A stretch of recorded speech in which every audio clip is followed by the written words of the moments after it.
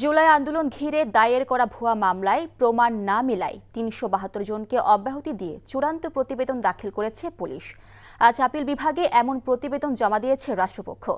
প্রতিবেদন উল্লেখ করা হয়, এরই মধ্যে ১০৯ জনকে অব্যাহতি দেওয়ার সুপারিশ করে অন্তর্বর্তীকালীন প্রতিবেদনও আদালতে পাঠিয়েছে পুলিশ। এর মধ্যে হবিগঞ্জ, জয়পুরহাট, মানিকগঞ্জ ও গাজীপুর জেলায় ১ জন করে, খুলনায় ২ জন, সিলেটে ৩৯ জন, ঢাকা মহানগরে ১২ জন, ঢাকা জেলায় ২৫ জন এবং কুড়িগ্রামে ১৮ জন রয়েছেন।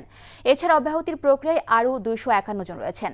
তাদের মধ্যে ঢাকা জেলায় ৮৭ জন, ঢাকা মহানগরে ১১৮ জন, কুষ্টিয়ায় ২৪ জন, চাঁপাইনবাবগঞ্জে ৮ জন, চট্টগ্রাম ও মানিকগঞ্জে ২ জন করে, কক্সবাজারে ৫ জন, ঠাকুরগাঁওয়ে ৩ জন এবং কিশোরগঞ্জে ১ জনের অব্যাহতির প্রক্রিয়া চলমান রয়েছে।